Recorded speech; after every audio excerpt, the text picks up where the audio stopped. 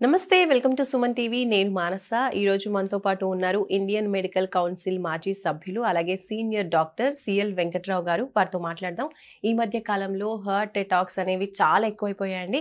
ఈ heart attack ఎందుకు వస్తుంది, ఎలా వస్తుంది, అసలు సడన్ గా ఇప్పుడు జిమ్ చేసే మనిషి సడన్ గా అలా పడిపోతాడు, లేదంటే పెళ్లిలో కూడా మనం చాలా చూస్తూ ఉన్నాము. ఇవన్నీ ఎందుకు జరుగుతున్నాయి? అలా టెస్ట్ చేసినప్పుడు కూడా మనకి బ్లడ్ టెస్ట్లలో కూడా ఎల్డిఎల్ బ్యాడ్ కొలెస్ట్రాల్ ఎక్కువగా ఉందని, ట్రైగ్లిజరైడ్స్ ఎక్కువగా ఉన్నాయని చెప్తూ ఉంటారు. అవి తగ్గించుకోవాలి అని కూడా చెప్తూ ఉంటారు. మరి వీటన్నింటికి ప్రధాన కారణాలు ఏంటి డిస్కస్ చేద్దాం. డాక్టర్ గారితో మాట్లాడదాం. డాక్టర్ గారు నమస్కారం అండి. నమస్తే. ఈ మధ్య కాలంలో చాలా మంది హార్ట్ అటాక్స్ తో చనిపోతూ ఉన్నారు. దీనికి ప్రధాన కారణం ఏంటంటారు? హార్ట్ అటాక్లు ఒక రకంగా కోవిడ్కి హార్ట్ అటాక్ సంబంధం ఉంది. రెండో వేవ్ కోవిడ్ వచ్చిన వాళ్ళు అప్పుడు ఆక్సిజన్ తగ్గటం, హాస్పిటల్లో చేరటం, అలాంటి వారికి ఈ హార్ట్ అటాక్ వచ్చే అవకాశం ఎక్కువ. ఎందుకంటే వాళ్ళకి రక్తం చిక్కగా ఉంటుంది. అమెరికా, పాశ్చాత్య దేశాల్లో కోవిడ్ వచ్చినప్పుడు వాళ్ళు రక్తము పల్చగా ఉండటానికి కొన్ని మందులు వాడారు. వాళ్ళు అపిక్సబాన్ అనే ఒక ట్యాబ్లెట్ వాడారు. మన భారతదేశంలో అలాంటి ట్యాబ్లెట్ వాడకపోవటం వల్ల రక్తం చిక్కబడి, కనుక ఎవరికైతే కోవిడ్ రెండో వేవ్లో వాళ్ళు అంటే హాస్పిటల్లో చేరిన వాళ్ళు, ఇంట్లో ఏదో సాదాసీదా జ్వరం ఒళ్ళనొప్పులు వస్తాం కాదు, పాజిటివ్ వచ్చినంత మాత్రాన ఏమీ హార్ట్ అటాక్ రాదు. అప్పట్లో ఆక్సిజన్ తగ్గి హాస్పిటల్లో చేరిన వాళ్ళు మాత్రమే జాగ్రత్త తీసుకోవాలి. తర్వాత ఒకటో వేవ్లో మూడో వేవ్ వచ్చిన వాళ్ళకి ఏమి ఇబ్బంది లేదు. మళ్ళీ 20-25 సంవత్సరంలో మళ్ళీ వస్తుంది. ఇది కూడా ఒమిక్రాన్ చేతే JN1, దీనివల్ల కూడా హార్ట్ అటాక్ రాదు. కనుక ఈ హార్ట్ అటాక్ అసలు ఈ నేటి యువతరంలోనే మొదలవుతా ఉంది. ఆడుతూ ఆడుతూ అక్కడ టెన్నిస్ కోర్టులో పడిపోవటం, షటిల్ కోర్టులో ఉప్పుకూలిపోవడం, ఇంకా హాస్పిటల్ కూడా చేరే పరిస్థితి లేదు. అక్కడ కర్ణాటకలో ఆయన పునీత్ రాజ్ కుమార్, ఆయన రోజు వ్యాయామం చేస్తాడు, జిమ్లోనే చనిపోయాడు. జిమ్లో చేస్తుండగా హార్ట్ అటాక్ వచ్చింది. కనుక కొంతమంది నేను వ్యాయామం చేస్తా, నాకు ఎటువంటి చెడు అలవాటు లేదు, నేను సిగరెట్ తాగను, నాకు మద్యం అలవాటు లేదు, నాకెందుకు వస్తుంది హార్ట్ అటాక్ అని వాళ్ళకి ఛాతీలో మంట వస్తే దాన్ని ఏదో గ్యాస్ ట్రబుల్ అని భావిస్తారు. ఈ ఛాతీలో మంట అనేది అది గ్యాస్ ట్రబులా గుండె జబ్బా మనకు తెలవదు. ఎట్లా కొన్ని సూచనలు మనకి ఏంటంటే, ఈ గుండె మీద బరువు పెట్టినట్టు ఉంటుంది. షుగర్ ఉన్న వాళ్ళకి నొప్పి రాదు, షుగర్ ఉన్న వాళ్ళకి గట్టిగా నొప్పి ఉండదు, ఏదో అసౌకర్యంగా ఉంటుంది, మంటలా ఉంటుంది, గ్యాస్ ట్రబుల్లా ఉంటుంది. దాంతోపాటు ఇతర లక్షణాలు కీలకం. ఏంటి ఇతర లక్షణాలు? తీవ్రమైన చెమట వస్తుంది, ఆయాసం. కొద్దిగా అసౌకర్యం వచ్చి ఆయాసము చెమట వచ్చిందంటే అది గ్యాస్ ట్రబుల్ అనుకోకుండా వెంటనే మనం 108 అంబులెన్స్ పిలిచి వెళ్ళాల్సిందే హాస్పిటల్కి. అన్ని సదుపాయాలు కలిగి హాస్పిటల్కి వెళ్ళాలి.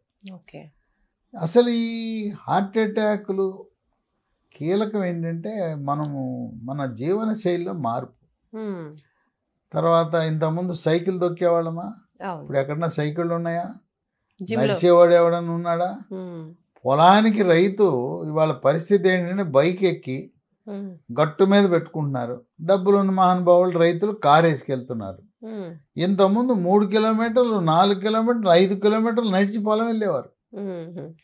ఇక వ్యవసాయ కూలీల పని, వాళ్ళు నడిచి పొలం వెళ్ళేవారు. ఇవాళ ఏంటి ఒక షరతు పెడుతున్నారు, మీరు మీకు పొలం పనికి రావాలంటే ఆటో పెడతావా, ట్రాక్టర్ పెడతావా, వాహనం పెడితే మీ దగ్గరికి వస్తాం లేకపోతే రామంటారు. అలా జీవన శైలి ఏంటి, మనము సుఖపట్టం నేర్చుకున్నాం, కనీసం వ్యాయామం చెయ్యం. తర్వాత ఇంతకుముందు అసలు మన బస్సులు రైళ్ళు ఉండేవి కాదు కదా. ఎక్కడన్నా ప్రయాణం చేయాలంటే కనీసం 4-5 కిలోమీటర్లు నడిచి వెళ్తే కానీ బస్సు దొరికేది కాదు. ఇప్పుడు పల్లె వెలుగులు వచ్చేసినాయి, ప్రతి ఊరికి బస్సులు వచ్చేసినాయి. ఆ నడక తగ్గిపోవటం అనేది మనకు ఈరోజు గుండెపోటుకి ఎక్కువగా కారణాలు అవుతున్నాయి. అట్లాగే మనం తినే వంటకాలు, ఏంటి రోస్ట్లు ఫ్రైలు ఇగురు కూరలు బాగా రుచిగా ఉంటాయి. అదే పులుసు కూర ఇష్టపడరు. ఆ శని ఆ రోస్ట్లు ఫ్రైలే. నూనెలో ముంచిన వంటకాలు తినటం వల్ల రక్తంలో చెడు కొలెస్ట్రాల్, బ్యాడ్ కొలెస్ట్రాల్ ప్రమాణం పెరిగిపోయి ఆ చెడు కొలెస్ట్రాల్ వెళ్ళి గుండె కండరాలకు రక్తం సరఫరా చేసే కరోనరీ ధమనిలో పేరుకుపోతుంది. అది వెన్నపూసలాగా పేరుకుపోతే అక్కడ రక్తం వెళ్తూ ముందు ప్లేట్లెట్ కణాలు వెళ్ళి దాంట్లో కూర్చుంటాయి, ఆ కొవ్వు పదార్థం మీద కూర్చుంటాయి. ప్లేట్లెట్ కూర్చున్నాయి, నేనేం తక్కువ తిన్నా అని ఎర్ర కణాలు వచ్చి కూర్చుంటాయి. ఈ ఎర్ర కణాలను ప్లేట్లెట్ తెల్ల కణాలను కూడా పీల్చి ఒక గడ్డ వాటిని కూడా దగ్గర తీసుకుని గడ్డ కట్టేస్తుంది. కరోనరీ ధమనిలో రక్త సరఫరా మూసుకుని పోతే హార్ట్ అటాక్ వస్తుంది. అట్లాగే మెదడుకు రక్త సరఫరా చేసే మెడ ముందు భాగాన కుడి పక్క నోటి ఎడం పక్క నోటి కెరోటిడ్ ధమనులు ఉంటాయి. ప్రారంభం కొవ్వు పేరుకుపోతుంది, దాని మీద ఈ ఎర్ర కణాలు ప్లేట్లెట్ కణాలు గడ్డగట్టి మెదడుకు పెద్ద మెదడుకు రక్త సరఫరా తగ్గి కాలు చెయ్యి మూతి వంకరపోవటం మాట పడిపోవడం జరుగుతుంది. పక్షవాతం. చిన్న మెదడుకు రక్త సరఫరా తగ్గితే కళ్ళు తిరుగుతుంటాయి, లైన్ మీద నడవలేరు, ఇటు తోలుతుంటారు, తాగినట్టు తోలినట్టు తోలుతుంటారు. అది చిన్న మెదడుకి రక్త సరఫరా. చిన్న మెదడుకి మెడ వెనుక బాగా నుండి పూసల్లోంచి వెళ్తుంది ఆ నాళం. సో ఈ చెడు కొలెస్ట్రాల్ థైరాయిడ్ గ్రంథి సరిగా పనిచేయనప్పుడు దానివల్ల కూడా పెరుగుతుంది. కనుక థైరాయిడ్ లోపం ఉందా లేదు చూసుకోవాలి. ఈ చెడు కొలెస్ట్రాల్ ఎలా ఉందంటే ఇంకొక విలన్ ఉంది రక్తంలో, ట్రైగ్లిజరైడ్ అంటారు. ఆ ట్రైగ్లిజరైడ్ పెరగటం వల్ల కూడా ఇలాగే రక్తనాళాలు మూసుకుపోతాయి. ఈ చెడు cholesterol LDL, bad cholesterol, triglyceride ఇలా ఉంటే మనకు ఉపయోగపడే కొలెస్ట్రాల్ కూడా ఉంది ఒకటి. మనకు మంచి చేసే గుడ్ కొలెస్ట్రాల్, మంచి కొలెస్ట్రాల్, హెచ్డిఎల్ కొలెస్ట్రాల్. అది ఈ వీళ్ళిద్దరిని దూరంగా చేసి రక్తనాళాలను శుభ్రం చేస్తుంది, రక్త ప్రసరణ పెంచుతుంది. కనుక మనము పరగడుపున లిపిడ్ ప్రొఫైల్ చేస్తే హెచ్డిఎల్ ఎక్కువ ఉండాలని కోరుకోవాలి, ఎల్డిఎల్ చెడు కొలెస్ట్రాల్ తక్కువ ఉండాలి. తర్వాత థైరాయిడ్ మాత్రం తప్పనిసరిగా చూసుకోవాలి. తర్వాత అసలు గుండెపోటు రాకుండా ముందుగానే తెలుసుకోవచ్చా అంటే ఈసీజీ ఒక పరీక్ష ఒకటి, 2D ఒక పరీక్ష ఒకటి, మూడోది బెల్ట్ మీద నడిపిస్తారు ట్రెడ్మిల్, టీఎంటీ టెస్ట్ అని ఉంటుంది. టీఎంటీ టెస్ట్ పాజిటివ్ వస్తే ఇరు తెలుగు రాష్ట్రాల్లో కూడా ఆరోగ్యశ్రీ కింద, ఎన్టీఆర్ వైద్య సేవ కింద యాంజియోగ్రామ్ చేతి మణికట్టు దగ్గర నుంచి పరీక్ష చేస్తున్నారు. చాలా సులువుగా చేస్తున్నారు. ట్రెడ్మిల్ టీఎంటీ పాజిటివ్ వచ్చిన ప్రతి ఒక్కరూ కూడా తప్పనిసరిగా యాంజియోగ్రామ్ చేయించుకుంటే యాంజియోగ్రామ్లో ఏమైనా అడ్డంకులు ఉంటే అక్కడికక్కడే ఆ స్పాట్లోనే స్టెంట్ కూడా వేసేస్తారు. ఆపరేషన్ లేకుండా ఈ రోజుల్లో 3-4 స్టెంట్లు వేసి కూడా ఆపరేషన్ లేకుండా చేయగలుగుతున్నారు. అసలు మనకు విలను ఆ చెడు కొలెస్ట్రాల్, బ్యాడ్ కొలెస్ట్రాల్, దాన్ని తగ్గించడం, గుడ్ కొలెస్ట్రాల్ని పెంచడానికి లీ ఫార్మా కంపెనీ వాళ్ళు ఒక మందును తయారు చేశారు. దీని పేరు లైఫోస్టెరాల్. ఈ లైఫోస్టెరాల్ దీంట్లో ఏ రకమైన కెమికల్ రసాయనాలు ఉండవు, తయారీలో రసాయనాలు ఉండవు. తర్వాత దీని రంగు కోసం రసాయనాలు వాడరు. దీంట్లో ఏముంటాయి, వెల్లుల్లి ఉంటుంది, పసుపు ఉంటుంది, మెంతులు ఉంటాయి, మిరియాలు ఉంటాయి, సోయా నూనె ఉంటుంది, అలాగే తౌడు నూనె ఉంటుంది, టొమాటో కూడా దీంట్లో వాడతారు. ఏది కూడా ఎన్ని ప్రకృతిలో లభించే వస్తువులే. దీన్ని ఉదయం ఒకటి రాత్రి ఒకటి వాడితే కొలెస్ట్రాల్, చెడు కొలెస్ట్రాల్ని నియంత్రిస్తుంది, ట్రైగ్లిజరైడ్ కూడా తగ్గిస్తుంది. ఇప్పటికీ గుండె డాక్టర్లు, అలోపతి, ఇంగ్లీష్ డాక్టర్లు ఏం వాడుతున్నారు, అటర్వాస్టాటిన్ అని, రోజువాస్టాటిన్ అనే మందులు వాడుతున్నారు. ఇవి రెండు ఇప్పటివరకు అయ్యే వాడుతున్నారు. వాటితో ఏంటంటే ఒకటి ఖరీదు, రెండు ఆ మందులు వాడితే పిక్కలు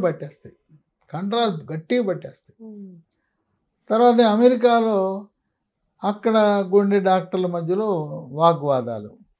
వాళ్ళు కొంతమంది ఒక వర్గం అసలు ఈ పని చేయవు, ఈ అట్రవాస్టాటిన్ రోజువాస్టాటిన్ కేవలం కంపెనీలను బతికించడానికే మీరు తయారు చేశారు, వాళ్ళని మీరు ఎందుకు సమర్థిస్తారు, వాళ్ళు కొంతమంది వాడమంటారు, కొంతమంది వద్దంటారు. కనుక ఈ రోజున దీన్ని వాడితే మన అటర్వాస్టాటిన్ రోజువాస్టాటిన్ గుండె డాక్టరు రాసిన మన ఫ్యామిలీ డాక్టర్ రాసినా దాన్ని వాడవలసిన అవసరం కనపడదు. కనుక లైఫోస్టెరాల్ వాడి కొన్ని లక్షలాది మంది వాళ్ళ చెడు కొలెస్ట్రాల్ని, ట్రైగ్లిజరైడ్ని చక్కగా నియంత్రించుకోగలిగారు. మన ఆహార నియమాల్లో ఆ నూనెని ఎంత తక్కువ వాడితే అంత మంచిది. కొంతమంది అడుగుతారు, ఏది అసలు ప్రపంచంలో భూగోళంలో మంచిగా బాగా ఉండే నూనె అని అడుగుతారు. అది అసలు మీరు నాకు డబ్బులు లెక్క చేయను, నాకు డబ్బులు ఉన్నాయి, నా ఆరోగ్యం బాగుండాలంటే ఎక్స్ట్రా వర్జిన్ ఆలివ్ ఆయిల్, ఇది అమెజాన్లో దొరుకుతుంది. ఖరీదెంతో తెలుసా? ఇది 500 నుంచి 1000 రూపాయల దాకా ఉంటుంది. పోతే పోయిన డబ్బులు హాస్పిటల్కి మందులకి వీటన్నిటికి పెట్టే బదులు మనం ఆలివ్ ఆయిల్ని ఉపయోగిస్తే, మనం ఇంట్లో ఇగురు కూరలు, వేపుడు కూరలు, రోస్ట్లు, ఫ్రైలు వదిలేస్తే, అట్లాగే నూనెలో ముంచే టిఫిన్లు ఉంటాయి, వడ, బోండా, పూరి, పునుగులు, బోండాలు, అట్లాగే నేతి మిఠాయిలు, ఇవన్నీ వదిలేస్తే అసలు మనకు ఈ గుండె సమస్య రానే రాదు. ఈ లైఫోస్టెరాల్ మనము వాడుతున్న ఇతర మందులతో కలిపి వాడుకోవచ్చు. షుగరు, బీపీ, గుండె జబ్బు. మరి మేము ఇప్పటికే రోజువాస్టాటిన్ వాడుతున్నాం, అటర్వాస్టాటిన్ వాడుతున్నాం, అది మానేయమంటారంటే అది మానేసి దాని బదులు ఇది వాడుకోవచ్చు. ప్రారంభంలో రోజుకు 2, ఉదయం టిఫిన్ తర్వాత, రాత్రి భోజనం తర్వాత మెయింటెనెన్స్ డోసు రోజు ఒకటి సరిపోతుంది రాత్రిపూట. ఇక రోజువాస్టాటిన్ అవసరం ఉంటుంది. ఇది ఎక్కడ దొరుకుతుందంటే అమెజాన్లో దొరుకుతుంది. లేదు ఈ కంపెనీ వారి లీ ఫార్మా కంపెనీ వారి lehealthdomain.com అనే వెబ్సైట్, లేదా 3 ఫోన్ నంబర్లు ఉన్నాయి. ఆ ఫోన్ నంబర్లకు ఫోన్ చేసినా కొరియర్లో మన ఇంటి దగ్గర పంపిస్తారు. 9100107481 9100010748 8977030218 950289737. కనుక లైఫోస్టెరాల్ గుండెపోటు వచ్చేదాకా ఆగకుండా, పక్షవాతం వచ్చే వరకు ఆగకుండా ముందు జాగ్రత్తగానే, ఎప్పుడైతే మనము లిపిడ్ ప్రొఫైల్ టెస్ట్లో LDL అధికంగా ఉందని గమనించి, ట్రైగ్లిజరైడ్ అధికంగా ఉందని గమనించగానే వాడటం ప్రారంభిస్తే సమర్థవంతంగా హార్ట్ అటాక్ రాకుండా, పక్షవాతం రాకుండా కూడా నివారించే అంత గుణం ఉంది. ఇది పూర్తిగా ప్రకృతి ప్రసాదించిన వరంగా మనం భావించవచ్చు. దీన్ని వాడిన వాళ్ళు విశేష ప్రయోజనాలు పొంది వాళ్ళ యొక్క కొవ్వు శాతాన్ని ఉండవలసిన ప్రమాణాల్లో నియంత్రించుకోవటం అనేది విశేషం. థ్యాంక్ యూ డాక్టర్ గారు. సో చూస్తున్నారు కదండి, ఒక మంచి మెడిసిన్ లైఫోస్టెరాల్ గుండె జబ్బులు వచ్చే అవకాశం ఉందన్న వాళ్ళు, లేదంటే LDL, HDL, కొలెస్ట్రాల్, ఇప్పుడు LDL అనేది ఎక్కువగా పెరిగిపోతుంది, అలాగే ట్రైగ్లిజరాయిడ్స్ కూడా ఎక్కువగా పెరిగిపోతున్నాయి. మనకు టెస్ట్ చేసుకున్నప్పుడు చెప్తూ ఉంటారు డాక్టర్స్ ఇవి తగ్గించుకోవాలి అని చెప్పేసి. సో అలాంటి ప్రాబ్లమ్స్ ఉన్నవాళ్ళు, గుండె జబ్బు రాకూడదు అనుకునే ప్రతి ఒక్కరు కూడా వాడొచ్చు అని డాక్టర్ గారు చెప్తున్నారు. ఎస్పెషల్లీ షుగర్ పేషెంట్స్ కూడా వాడొచ్చు, సైడ్ ఎఫెక్ట్స్ ఏమీ లేవు అని చెప్తున్నారు ఈ మెడిసిన్స్కి. సో ఇవి చక్కగా అమెజాన్లో దొరుకుతుంది, అలాగే lehealthdomain.com అనే వెబ్సైట్లో దొరుకుతుంది. అండ్ అలాగే స్క్రీన్ పైన కొన్ని నంబర్స్ కూడా ఉన్నాయి, 3 నంబర్స్. ఆ నంబర్స్కి కాల్ చేసి కూడా మీరు ఈ ప్రోడక్ట్ని బుక్ చేసుకోవచ్చు. చూస్తూనే ఉండండి సుమన్ టీవీ. నమస్తే.